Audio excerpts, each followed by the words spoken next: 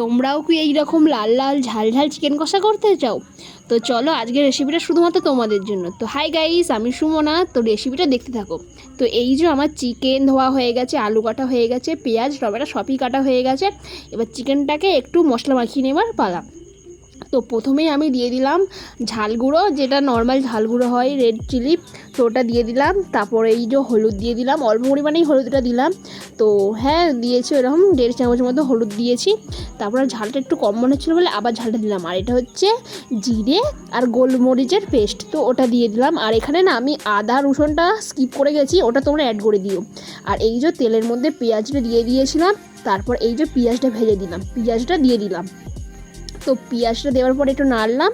তো নাড়ার পরে এই পেঁয়াজটা একটুখানি ভেজে নেওয়ার পরেই না আমি কী করি, টমেটোটা দিয়ে দিই, যাতে টমেটোটাও ভাজা হয়ে যায়।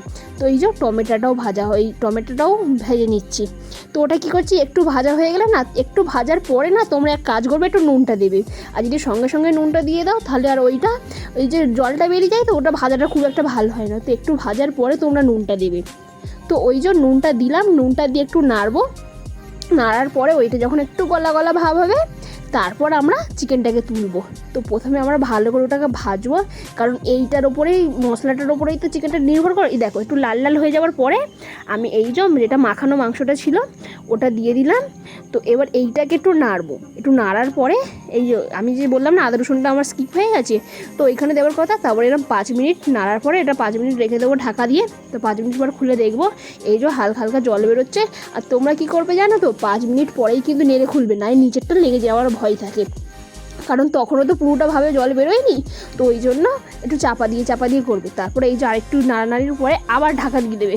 তো এবার মিনিমাম 10 মিনিটের মতো রাখবে, তোমাদের 5 মিনিট দেখাচ্ছি।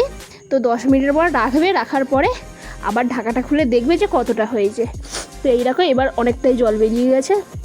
তো জল বেরোনোর পরে কিন্তু কালারটা খুব সুন্দর আসছে, দেখো। কিন্তু নিচেও কিন্তু লেগে যাচ্ছে না, যেটা আমি তোমাদের ভালো করে দেখছি, দেখো নিচে লাগছে না। আর মাংসটাও কিন্তু ধীরে ধীরে একটু আঁচটা কমিয়ে দেবে, যাতে তোমার সিদ্ধটা ভালো হয়। আর ওই যে দেখতে পাচ্ছ যে চিকেনটা খুব সুন্দর লাগছে এখনই দেখতে। আর ওইটাকে আর একটু নাড়ানাড়ি করার পর এখনও কিন্তু আমি একটু জল দিইনি, সেটা দেখতে পাচ্ছ। আর তোমাদের এটা পুরোটা ভালোভাবে দেখাচ্ছি, দেখো আমি কিন্তু এখন এক ফোঁটাও জল দিইনি। তো জল না দিয়েই তোমার 50%-এর মতো সিদ্ধ হয়ে গেছে। তো তারপর আলুটাও দিতে হবে, কারণ আলুটাও তো একটু সিদ্ধ করার ব্যাপার থাকবে। আলুটা যদিও আগে ভাজা ছিল, কিন্তু ভাজাতে তো আর সিদ্ধ হয় না অতটা, তাই জন্য তারপরে একটু আলুটা দিয়ে কষাকষি করার পরে অল্প পরিমাণে জল দেবো। মানে এই যে দেখো, এই এতটা পরিমাণে জল দেবো।